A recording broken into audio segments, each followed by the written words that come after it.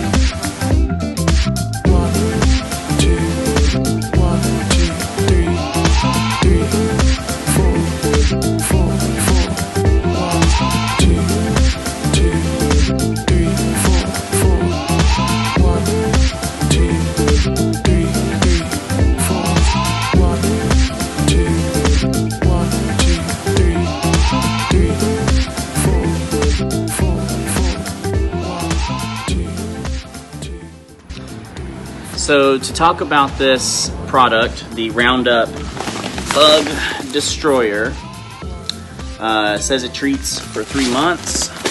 won't harm your lawn, kills the insects listed by contact, and keeps on killing for up to 3 months. 100 plus listed insects that it has a effect on. The ones on the front, ants, spiders, fleas, ticks, are above, and then below the soil or the lawn surface, you got white grub, sod webworm, and cutworm. So we're looking to basically treat everything. And like I said earlier, the active ingredient is bifenthrin. There's also chlorantraniliprole, but that's a smaller amount as well. So bifenthrin is at a 0.115%. So there's a lot of other ingredients in there, but that's your main active ingredient is bifenthrin. Anytime you're going to inspect a new product, you always want to read the label, see what all it's saying, do a little research, look up bifenthrin. Here's all the insects it treats, subsurface. It basically does everything. Directions right there, overlap, water it in afterwards. So hopefully I can get this done before the rain and we can take care of it.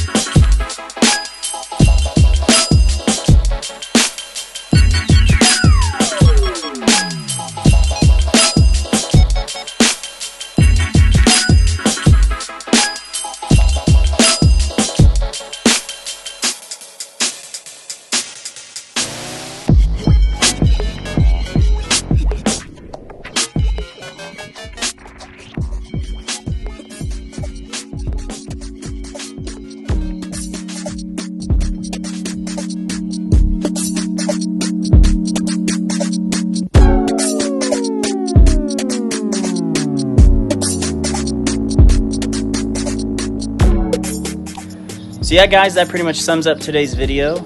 I mowed.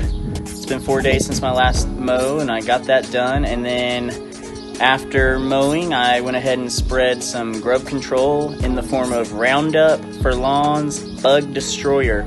It is a bifenthrin based product, not imidacloprid, so it's a little bit different effect, but it achieves the same goal. So it says it's also going to last for 3 months as well.